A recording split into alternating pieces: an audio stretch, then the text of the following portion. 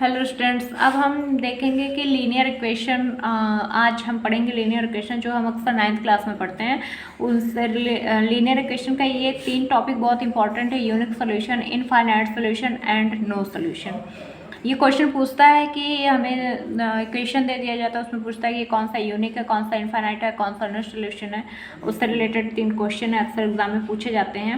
और एक जो परसों मैंने मेंस्ट्रुएशन का वीडियो डाला था, बताया था आपको मेंस्ट्रुएशन के बारे में, उसमें ऐसे क्वेश्चन पूछते हैं। परसेंटेज का एक कराया था, आज फिर एक परसेंटेज का था, तो हम इसको भी ऐड कर लिए इसमें।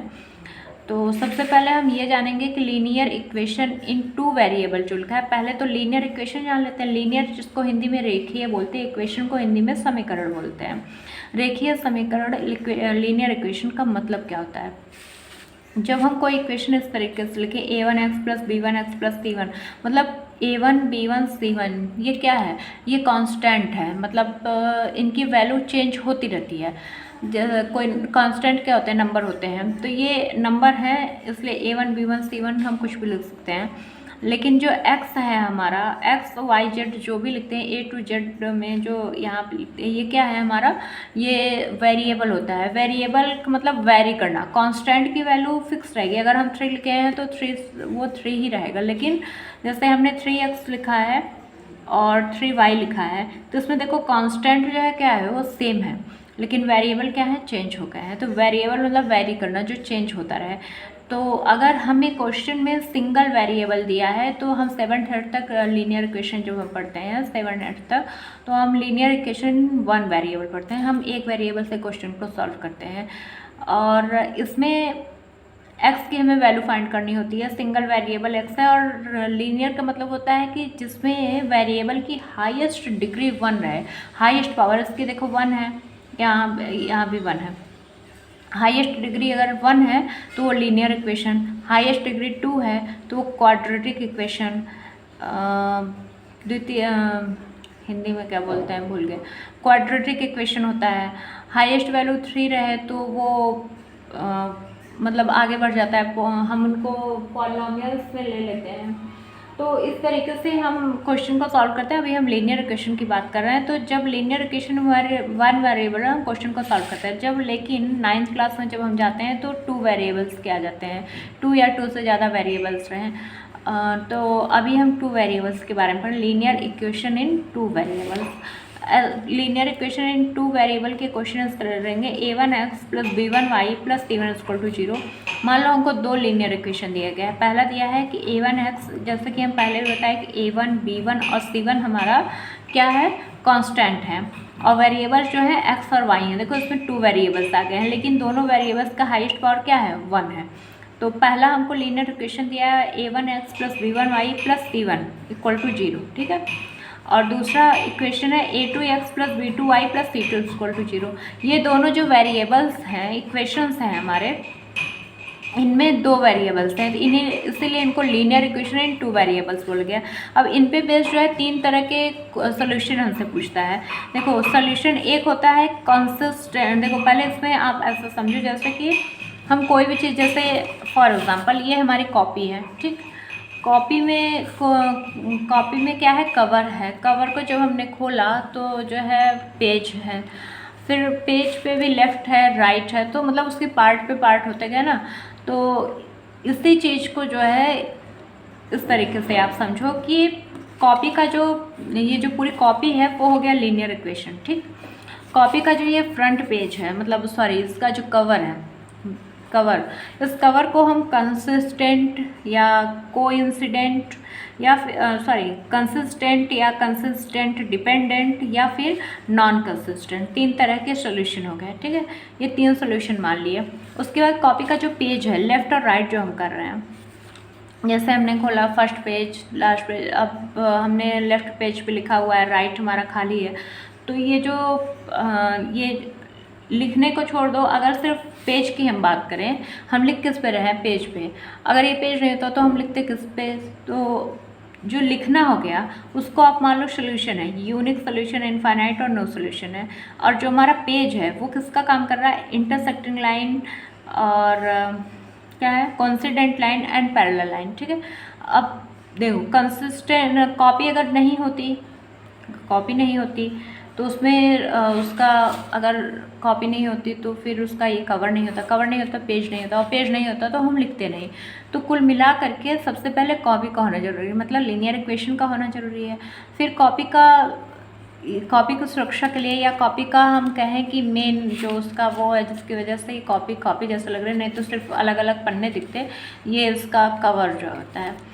ये हो गया हमारे कंसिस्टेंट सोल्यूशन, ठीक है, जिसके बारे में हम अब इनका भी अगर हम पार्ट करेंगे, मतलब पेज इनके अंदर क्या है, पेज हैं ढेर सारे। तो वैसे ही कॉपी किससे बनी है, पेज से बनी है। तो ये जो हमारे कंसिस्टेंट सोल्यूशन बनते हैं किससे बनते हैं, इंटरसेक्टिंग लाइन से, कोइंसिडेंट लाइन से और पैरेलल लाइन से, ठीक। अब इनमें हमको जो लिखना है, जो भी हमने लिखा, ये इंटरसेक्टिंग लाइन से बना क्या है, जैसे इस कॉपी पे बना क्या है, इस कॉपी को हमने मैथ सॉल्यूशन का एक कॉपी बना दिया कि हम इस पर मैथ को सॉल्व कर रहे हैं। तो उसी तरीके से इंटरसेक्टिंग लाइन से हमने क्या सोल्यूशन निकाला, यूनिक सोल्यूशन निकाला। कोइंसिडेंट लाइन से क्या हमने किया, इनफाइनाइट सोल्यूशन निकाला। और पैरेलल लाइन की मदद से हमने नो सोल्यूशन निकाला। तो मतलब अगर पैरेलल लाइंस नहीं होंगी तो नो सोल्यूशन होगा, नहीं होगा। कोइंसिडेंट लाइंस नहीं होंगी तो इनफाइनाइट सोल्यूशन हमें नहीं मिलेगा, और इंटरसेक्टिंग लाइंस नहीं होंगी तो हमें यूनिक सोल्यूशन नहीं मिलेगा। तो अब ये तो आपको समझ में आ गया कि ये तीनों है क्या। अब थोड़ा सा आगे बढ़ते हैं, मतलब इसको थोड़ा और समझते हैं। सबसे पहले हम क्या समझेंगे, हमने कॉपी को तो समझ लिया कि लीनियर इक्वेशन मतलब क्या होता है। अब हम कॉपी के कवर को समझते हैं, मतलब कंसिस्टेंट सोल्यूशन, और इनको समझते हैं। कंसिस्टेंट का मतलब होता है सुसंगत हल, हिंदी में बोलते हैं सुसंगत हल। सोल्यूशन को हमने शॉर्ट फॉर्म में ऐसे लिखा हुआ है। कंसिस्टेंट सुसंगत मतलब जो एक दूसरे की मदद से जो है अच्छे अपने आप सॉल्व हो जाए। संगत मतलब अच्छे से सॉल्व हो जाए, जो इजीली सॉल्व हो जाए, उन सॉल्यूशंस को हम कंसिस्टेंट सॉल्यूशन बोलते हैं, ठीक है। जिनका हमें कोई वैल्यू फाइंड आउट मिले, वैल्यू मिले, वो होते हैं कंसिस्टेंट सॉल्यूशन।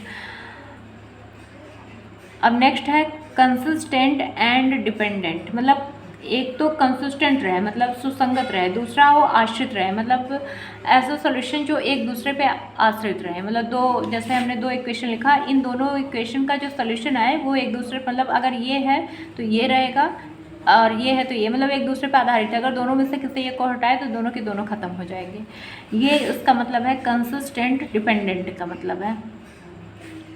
और नॉन कंसिस्टेंट मतलब इसका अलग आएगा, इसका अलग आएगा, हमको मतलब नहीं है, मतलब आंसर आएगा, मतलब वो जो सोल्यूशन आना चाहिए, एक परफेक्ट सोल्यूशन हमें नहीं मिलेगा। ऐसे होते हैं नॉन कंसिस्टेंट।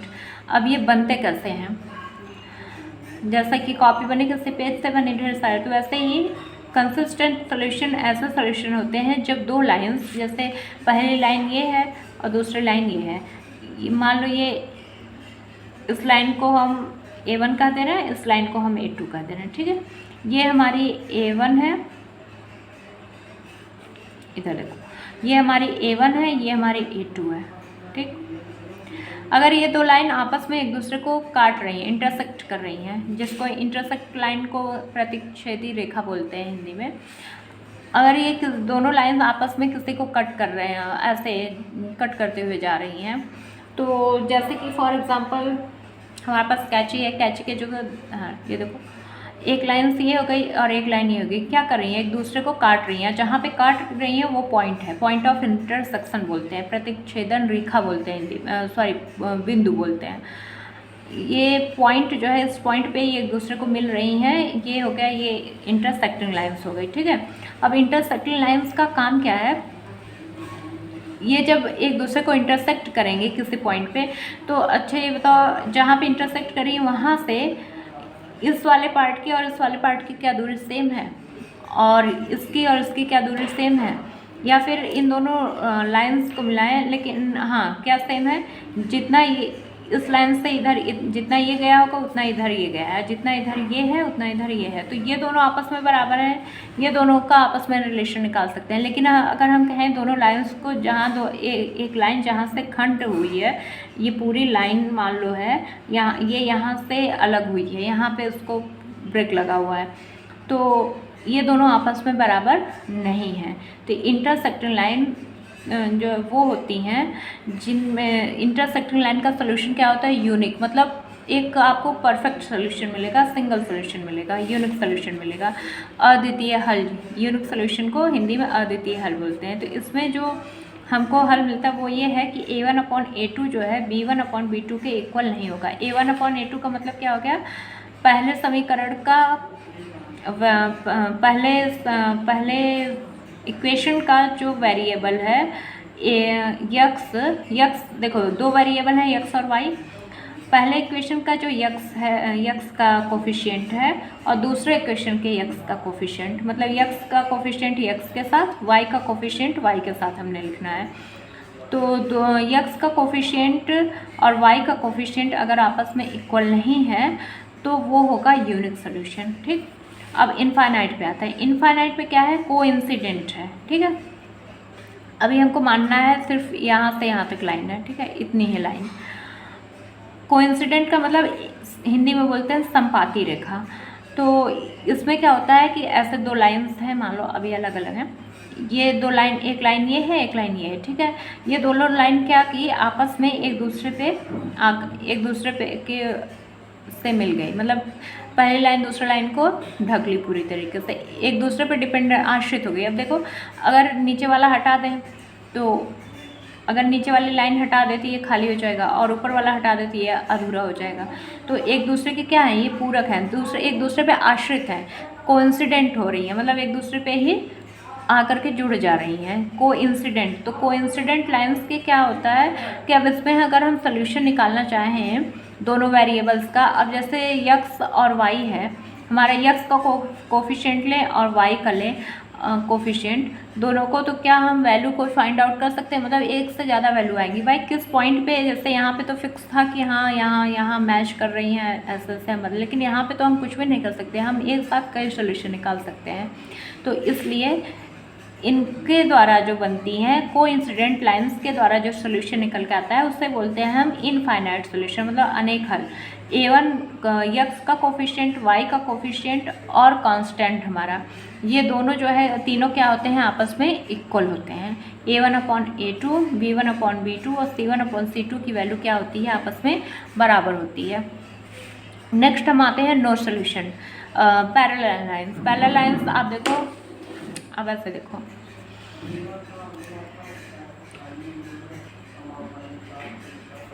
आप इसको ध्यान से देखो, ये हो गई एक लाइन, ये जा रही है और एक लाइन ये जा रही है, ये दोनों क्या हैं, आपस में पैरेलल हैं। जब पैरेलल हैं, समानांतर हैं, तो इनके बीच जो है कभी भी ये दोनों आपस में एक दूसरे को कहीं टच नहीं करेंगी, या इनके बीच में कहीं भी डिस्टेंस नहीं होगा। जितना डिस्टेंस यहाँ है उतना ही यहाँ होगा, इतना ही यहाँ, चाहे जहाँ तक हम ले जाएं इन दोनों लाइंस को, इनके बीच का डिस्टेंस सेम रहेगा। तो ये पैरेलल लाइंस का है, समानांतर। डेली लाइफ में जैसे रेल की पटरी आप देख लो, तो उनके बीच की दूरी क्या होती है, सेम होती है। अब इसमें क्या होता है कि इसमें इस लाइन का जो कोफिशिएंट होगा, मतलब पहली वाली लाइन का जो यक्स का कोफिशिएंट होगा, और दूसरी वाली लाइन का जो पहले वाली लाइन के एक्स वाई का कोफिशिएंट और दूसरी वाली लाइन के एक्स वाई का कोफिशिएंट क्या होगा, बराबर होगा। क्यों बराबर होगा, इसलिए बराबर होगा कि यक्स जब दोनों बराबर चल रहे हैं तो जितना यक्स आएगा उतना ही वाई आएगा, यक्स वाई जितना पहले का होगा उतना ही दूसरे का भी होगा। हाँ, कांस्टेंट की वैल्यू चेंज हो सकती है, कांस्टेंट इन दोनों की इक्वल भले ना हो, लेकिन एक्स और वाई के कोफिशिएंट आपस में क्या होंगे, इक्वल होंगे। अगर इक्वल नहीं होंगे तो उनके बीच की डिस्टेंस कहीं ना कहीं पे इतना उतना ही, लेकिन चेंज हो जाएगी। तो इसलिए इसमें क्या सोल्यूशन निकल के आता है, इसका कोई सोल्यूशन नहीं बनता। अब देखो कोई सोल्यूशन निकल रहा है कि हम कोई सोल्यूशन निकाल सकते हैं, नहीं निकाल रहे। जब उनके बीच का डिस्टेंस है, मैं कहीं वो आपस में मैच ही नहीं कर रहे हैं, तो वो अलग रास्ते पे जा रहा है, वो अलग जा रहा है, बस क्या है कि एक दूसरे की बराबरी पे जा रहे हैं, समानांतर चल रहे हैं, पैरेलल चल रहे हैं, तो उनके बीच कोई सोल्यूशन नहीं निकलता। इसमें क्या होता है कि यक्स का कोफिशिएंट वाई के कोफिशिएंट के बराबर होता है, लेकिन कांस्टेंट के बराबर नहीं होता है। अब ये जो तीन कंडीशन है इसको आप अच्छे से याद कर लो कि अगर यूनिक है तो एक्स वाई के कोफिशिएंट आपस में मैच नहीं करेंगे, इनफाइनाइट है तो एक्स वाई और कांस्टेंट तीनों आपस में इक्वल होंगे, नो सोल्यूशन है तो एक्स और वाई के कोफिशिएंट तो इक्वल होंगे लेकिन कांस्टेंट उसके इक्वल नहीं होगा। अब इसमें क्वेश्चन कैसे पूछता है वो आप देखो। क्वेश्चन कभी कभी ऐसे डायरेक्ट पूछ लेता है कि बताओ कि कौन सी कंडीशन होगी यूनिक सोल्यूशन के लिए, या फिर ऐसा पूछ लेता है कि अगर कोई सोल्यूशन कंसिस्टेंट है तो आप बताइए कि वो यूनिक है कि इनफाइनाइट है कि नो सोल्यूशन है। तो आपको पता अगर होगा कि कंसिस्टेंट का मतलब यूनिक तो ठीक है। हाँ, ये भी पूछ सकता है कि अगर कोई इन दो लाइन आपस में इंटरसेक्ट कर रही है तो उनका सोल्यूशन कैसा होगा, यूनिक सोल्यूशन होगा, इनफाइनाइट होगा कि नो सोल्यूशन होगा। तो आपको दोनों याद रखना है कि पहला कि कंसिस्टेंट लाइन इंटरसेक्ट हो करें आपस में और सोल्यूशन कंसिस्टेंट हो तो वहाँ यूनिक सोल्यूशन बनता है। अगर लाइंस कोइंसिडेंट हो करें एक दूसरे को कोइंसिडेंट हो और सोल्यूशन उनका कंसिस्टेंट और डिपेंडेंट हो तो इनफाइनाइट सोल्यूशन बनता है। और अगर लाइंस जो है आपस में पैरेलल्स हैं और उनका सोल्यूशन दोनों लाइंस का नॉन कंसिस्टेंट है तो वहाँ पे नो सोल्यूशन आता है। ठीक है, तो उल्टा सीधा करके कुछ भी पूछ सकता है ऑप्शन में और कुछ ऐसे रिलेटेड वैल्यूज देता है। जैसे कि पहला क्वेश्चन दिया है कि किस वैल्यू यम के किस वैल्यू के लिए सिस्टम ऑफ इक्वेशंस, पहला इक्वेशन ये दिया है, दूसरा इक्वेशन ये दिया है, have infinite number of solution.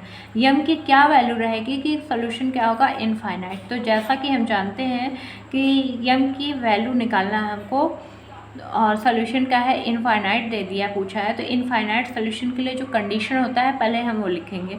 तो सबसे पहले तो क्या काम करेंगे, पहले इक्वेशन लिखेंगे। चलिए हम इक्वेशन लिख लेते हैं। पहला इक्वेशन है 17x plus my plus 102 is equal to 0। ठीक है, दूसरा इक्वेशन है हमारा 23x plus 299y plus 138 is equal to 0।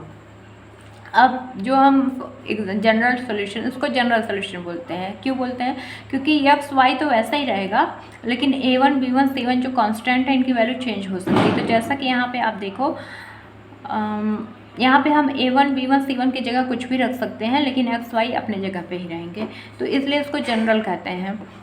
अब देखो यहाँ पे अगर हम इक्वेशन लिखें a1x plus b1y plus c1 equal to 0, दूसरा वाला लिखें a2x plus b2y plus c2 is equal to 0। तो आप देखो x तो वैसे ही है, y भी वैसे ही है, लेकिन चेंज इसमें भी x y है।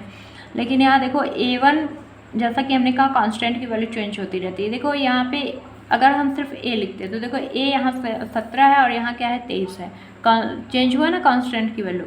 यहाँ पे ये हम तो निकालना है लेकिन अभी के लिए मानो कि b1 की वैल्यू जो है, b की वैल्यू क्या है, m है।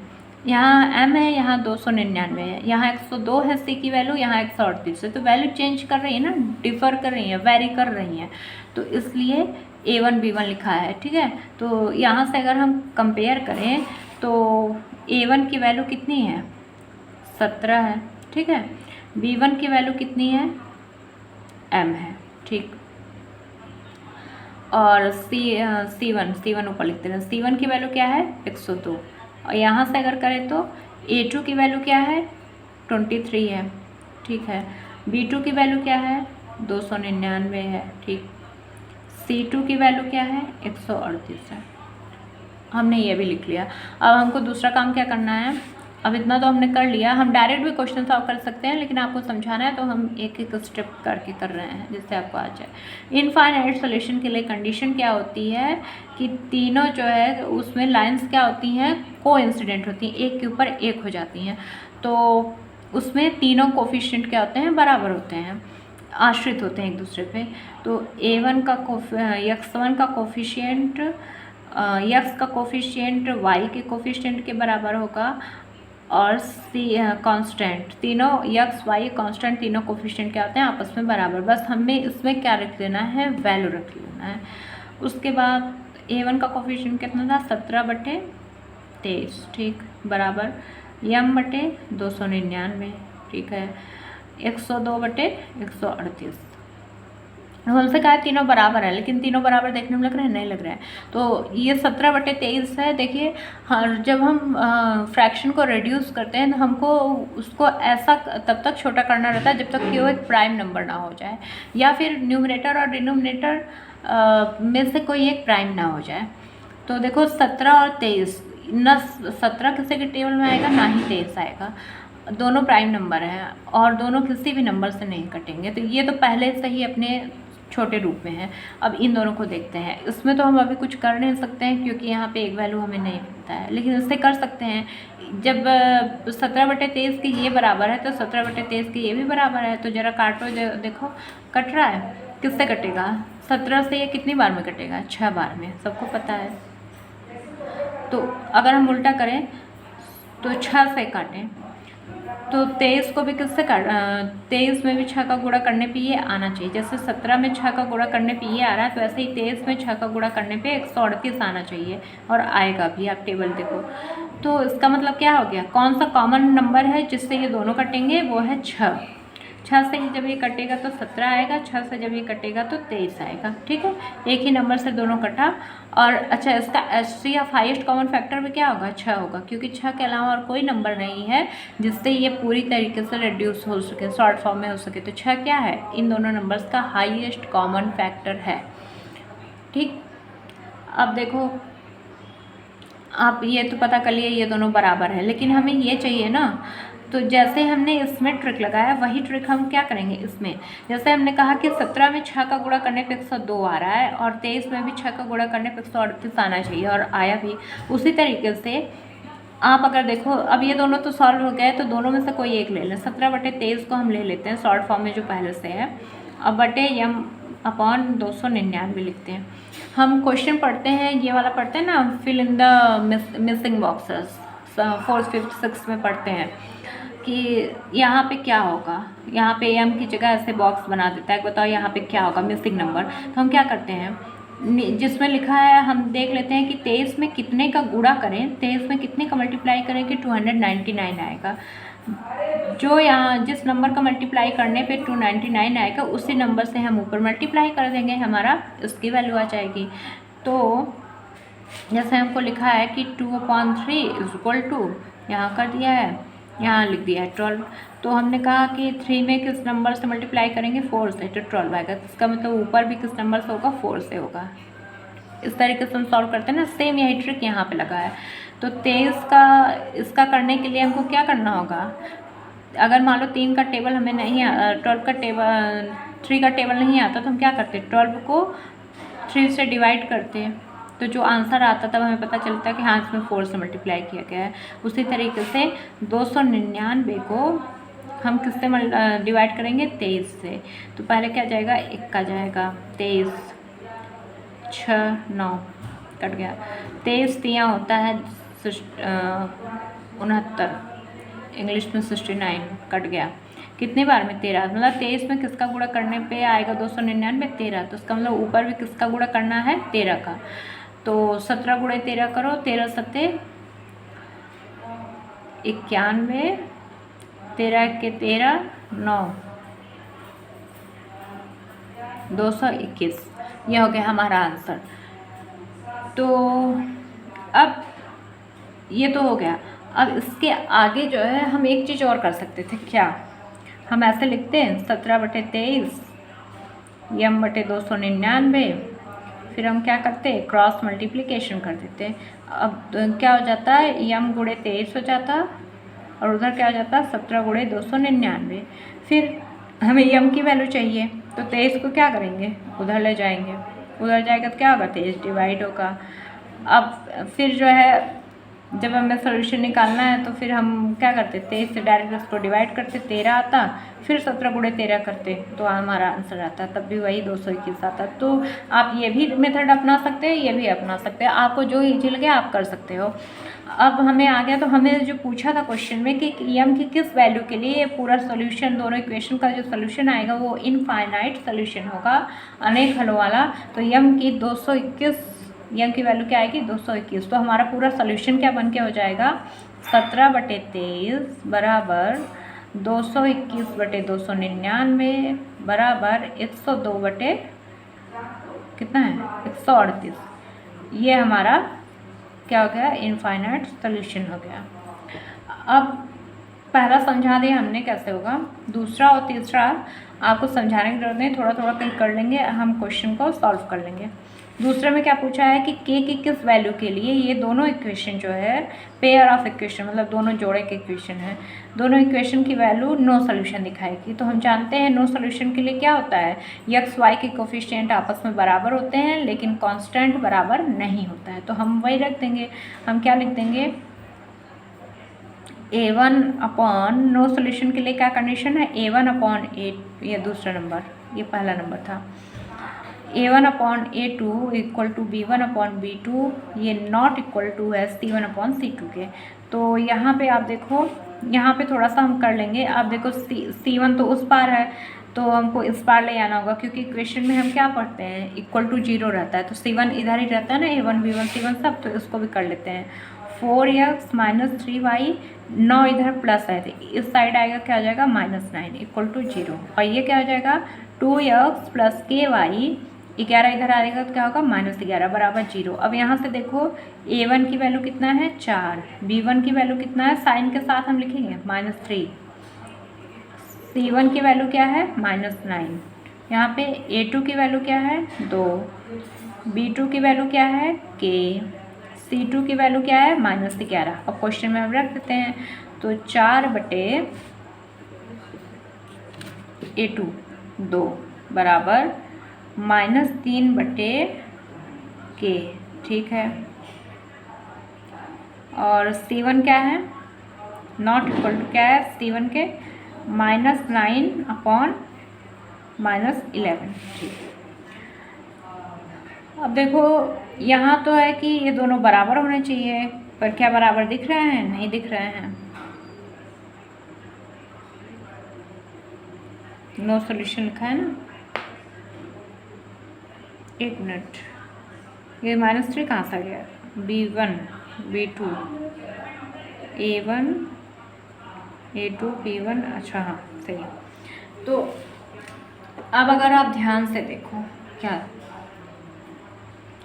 हमसे कहा है कि ये दोनों, ये तो बराबर नहीं है, देखने से ही लग रहा है कि ये बराबर नहीं है, तो चलो इसको जो बराबर है उनको वापस में लो। तो पूछा है कि k की किस वैल्यू के लिए सोल्यूशन जो है नो सोल्यूशन होगा, तो 4/2 बराबर, जो बराबर है उन्हीं को ले अगर, तो इसका हम कर देंगे क्रॉस मल्टीप्लिकेशन, क्रॉस मल्टीप्लिकेशन कर देंगे तो 4 गुणे के बराबर जो है हो जाएगा -3 गुणे 2, ठीक है। अब के बराबर क्या हो जाएगा -3 गुणे 2/4, यहाँ से देखो 2 1 के 2 दूना 4, ठीक, -3/2 आ गया, ये वैल्यू आ गई के की। अब आप कहेंगे कि अरे के की ये वैल्यू आ गई तो क्या ये सोल्यूशन जो है जो मतलब ये इसकी पूर्ति करेगा, चलो हम देख लेते हैं सोल्यूशन में रख के। 4/2 -3/2 है ना, -3/2 बड़ा नॉट इक्वल टू है -9/11 के। तो देखिए कंडीशन पूरी कर रहा है कि नहीं नो सोल्यूशन का, तो इससे ये भी पता चल जाएगा कि हमारे जो के की वैल्यू आई है सही आई कि नहीं, क्योंकि सही अगर आई होगी तो ये जो हमारा कंडीशन है इसको फॉलो करेगा, मतलब a1 b1 के बराबर होगा, a2 जो है b2 के बराबर होगा, ये कंडीशन फॉलो करना चाहिए, तभी वो हमारे के की वैल्यू सही मानी जाएगी। तो जैसा कि हम बताए हैं, अगर इस तरह का रहे a/b/c/d रहे तो क्या होता है, c जो है क्या चला जाएगा ऊपर, सॉरी d सबसे ऊपर जाएगा, c कहाँ जाएगा b के पास ना, तो लेकिन इसमें देखो क्या है कि 2 ऊपर जाएगा, मतलब इसको आप d मानो, क्योंकि ये -3 अपॉन उसका आया है तो -3/1 होगा, ये -3/1, इसको मतलब जब जनरली अगर a b c का रहे तो c ऊपर चला जाता है, ठीक है, अगर 3 ही रहे तो a b c, तो c ऊपर चला जाएगा तो क्या हो जाएगा 4/2, 2 3 जा 6, एक एक स्टेप लिखना पड़ेगा नहीं तो आप कहोगे कहाँ से एक्स्ट्रा आ गया, नॉट इक्वल टू -9/11। फिर हमने लिखा 4/2 बराबर -6 -3 नॉट इक्वल टू -9/11। अब देखो माइनस से माइनस कैंसिल हो गया, इसको काटे 2 1 के 2 2 दूने 4, 2/1 इधर आया, 3 1 के 3 3 दूने 6, 2/1 इधर आया, हाँ बराबर तो आ रहा है, और 9/11 कटेगा नहीं क्योंकि 11 एक प्राइम नंबर है। तो 2/1 बराबर 2/1 दोनों का मैच किया ना कंडीशन, और सी के बराबर नहीं, कांस्टेंट के बराबर नहीं है, तो हाँ नहीं है, तो इसका मतलब हमारा जो आंसर आया है वो क्या है, करेक्ट है। तो चलिए अब हम थर्ड क्वेश्चन की ओर बढ़ते हैं। थर्ड क्वेश्चन हमारा कहा है कि के की किस वैल्यू के लिए लीनियर पेयर ऑफ इक्वेशन जो है ये रेखीय समीकरण के दोनों इक्वेशन यूनिक सोल्यूशन बनाएंगे। इनफाइनाइट का हो गया नो सोल्यूशन का, अब यूनिक का भी देख लेते हैं। तो सेम वही चीज़ हमको करना है, यहाँ पे सॉल्व कर दे रहे हैं, चौथा क्वेश्चन आगे कर देंगे। बदलना होगा ना, इसमें भी क्या करना होगा हमको, पहले सी को इस साइड ले आना होगा, तो -5 बराबर 0, यहाँ पे क्या हो जाएगा 4x + ky -10 बराबर 0। यहाँ से a1 की वैल्यू निकाल लो 2, b1 की वैल्यू क्या है 3, c1 की वैल्यू क्या है -5, और यहाँ a1 की वैल्यू 4 है, b1 की वैल्यू k है, और C1 की वैल्यू -10 है। चलो हम इक्वेशन में यूनिक सोल्यूशन पूछा ना, यूनिक सोल्यूशन के लिए क्या कंडीशन होती है, उसमें कांस्टेंट की ज़रूरत ही नहीं होती है, उसमें सिर्फ किसकी होती है, दोनों कोफिशिएंट की, x और y के कोफिशिएंट की ज़रूरत होती है। तो x का कोफिशिएंट और y का कोफिशिएंट आपस में बराबर नहीं होना चाहिए। तो चलिए कोई बात नहीं, a1/a2 सोल्यूशन का कंडीशन क्या है कि ये बराबर नहीं होगा b1/b2 के, तो ठीक है रख देते हैं, नहीं बराबर है तो 2/4 इक्वल टू नहीं होना चाहिए किसके, 3/k के, ठीक है। ये आपस में क्या होते हैं, बराबर नहीं होना चाहिए। अगर इसको हम सिंप्लीफाई करें, 2 1 के 2 दूना 4, तो 1/2 नॉट इक्वल टू 3/k, मतलब यहाँ जो भी सोल्यूशन, जो भी k की किस वैल्यू के लिए सोल्यूशन यूनिक होगा, मतलब k की कौन सी वैल्यू को छोड़ करके अगर क्वेश्चन हमसे पूछे कौन सी वैल्यू यहाँ रखेंगे कि वो सोल्यूशन यूनिक होना चाहिए। तो चलिए देखो इसमें क्या होगा, ऐसे क्रॉस मल्टीप्लिकेशन इसमें भी कर लो, ठीक है। तो क्रॉस मल्टीप्लिकेशन करोगे k गुणे 1 बराबर 3 गुणे 2, तो k बराबर क्या हो गया 6, ठीक है। अब जरा हम क्वेश्चन को इसमें थोड़ा सा आप ध्यान देना, हमने लिखा है 2/4 और k की 3/6, ये बराबर नहीं होना चाहिए, लेकिन यहाँ देखो 3 1 के 3 दोनों क्या हो गए, बराबर हो गए, तो ये तो कंडीशन बिगड़ गया। लेकिन हमसे पूछा था कि k के किस मान के लिए सोल्यूशन यूनिक होगा, तो k की वैल्यू 6 को छोड़ करके चाहे जो आएगी, तो यहाँ पे आंसर क्या लिखेंगे, k is not equal to 6, k की किस वैल्यू के लिए जो है सोल्यूशन यूनिक होगा, k जब 6 के इक्वल नहीं होगा, मतलब k की वैल्यू 6 के इक्वल नहीं आनी चाहिए, 6 को छोड़ करके k की वैल्यू चाहे जो रहेगी, हर उस वैल्यू के लिए k जो है यूनिक रहेगा, सिर्फ एक किसको छोड़ करके, k 6 को छोड़ कर, क्योंकि जैसे ही हम k बराबर 6 लिखेंगे, दोनों जो है दोनों x और y के वेरिएबल्स कोफिशिएंट क्या हो जाएंगे, आपस में इक्वल हो जाएंगे, जो कि यूनिक सोल्यूशन की कंडीशन को फेल करेंगे। इसलिए जब हमसे पूछा जाएगा k की किस वैल्यू के लिए सोल्यूशन यूनिक होगा, तो k is not equal to 6 के लिए, ठीक है। ये हमारा हो गया तीनों क्वेश्चन सॉल्व। अब हमसे चौथा क्वेश्चन पूछा, ये वैसे तो हम लोग परसों सॉल्व किए थे ऐसा, लेकिन फिर देखते हैं। हमसे कहा है कि एक क्यूब है घन, जिसका एज किनारा मतलब साइड भुजा जो है क्या हो जा रही है, डबल हो जा रही है, ठीक है। तो उसके TSA मतलब टोटल सरफेस एरिया, कुल पृष्ठफल पर के परसेंटेज में कितना इंक्रीज होगा। तो सबसे पहले जो हमको करना है, पहले तो हमको क्यूब का साइड क्या होता है, ए होता है, ठीक। उसका टोटल सरफेस एरिया क्या होता है, कुल पृष्ठफल कितना होता है टोटल से हम जानते हैं 6a² होता है, ठीक। पहला कंडीशन तो है कि ओरिजिनल कितनी है, ये ओरिजिनल इसकी वैल्यू है, ठीक है। ओरिजिनल वैल्यू होती है 6a², लेकिन क्वेश्चन में क्या कह रहा है कि उसकी एज जो है क्या हो जा रहा है, डबल हो जा रहा है, तो ठीक है एज को हम डबल कर दे रहे हैं, साइड जो है किनारा उसका एज उसको हम डबल कर रहे हैं, 2 × a कर देंगे। अब क्या हो जा रहा है, वो डबल हो जा रहा है, a का डबल मतलब 2 का गुणा हो जा रहा है, तो मतलब वो 2a हो जा रहा है। तो जब वो 2a हो गया तब TSA जो है क्या होगा भाई, ये तो TSA का फॉर्मूला ही होता है, तो TSA हो जाएगा 6 × a, मतलब अब a की जगह क्या हो गया है 2a हो गया, तो 2a² तो देखो 6 मल्टीप्लाई 2a का स्क्वायर मतलब 2a को 2 बार लिखा गया है। तो अब क्या हो जाएगा, देखो नंबर का नंबर और वेरिएबल का वेरिएबल में, 6 दूनी 12 दूनी 24 और कितने ए है, 1 2, तो ए का स्क्वायर।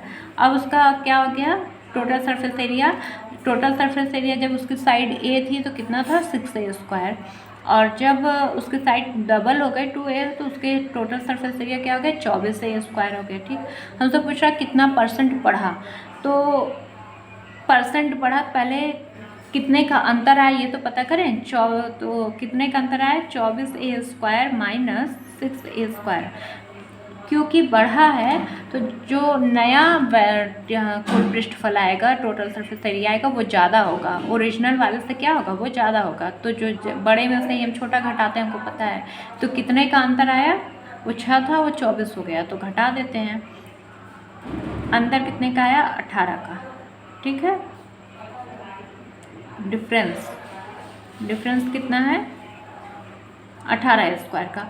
अब हम क्या करते हैं, डिफरेंस जितना है वो अपॉन ओरिजिनल, भाई हम परसेंटेज इंक्रीज कर रहा है, लेकिन किसके अकॉर्डिंग इंक्रीज कर रहा है, ओरिजिनल जो उसकी वैल्यू थी उसके अकॉर्डिंग इंक्रीज करना। टोटल कितना था, वो 6a स्क्वायर ही था, वो तो बाद में बढ़ा ना। तो जो डिफरेंस आया मल्टीप्लाई 100, परसेंटेज निकालना है तो कितने का अंतर था, 18 स्क्वायर का, और ओरिजिनल कितना था उसका, 6 स्क्वायर। इसी के रिस्पेक्ट में हमें निकालना मल्टीप्लाई है। वो ए स्क्वायर से ए स्क्वायर कैंसिल हो गया, 6 1 जा 6 3 जा, नीचे का तो सब गायब हो गया। 3 मल्टीप्लाई 100 मतलब कितने का अंतर आया, कितना बढ़ा वो, 300% बढ़ा। देखो ना, 6 चौक 24, सीधे 4 गुना बढ़ गया है। तो ये सारे क्वेश्चन आपके सॉल्व हो गए। क्वेश्चन देखने में जितने टफ लगते हैं उतने ईजी होते हैं, बस आपको फार्मूला याद होना चाहिए और कंडीशन जैसे ये बताया ये सब याद होना चाहिए, बाकी जो है आप कर ले जाओगे। आज के लिए इतना ही, नेक्स्ट वीडियो में नए टॉपिक के साथ। Thank you.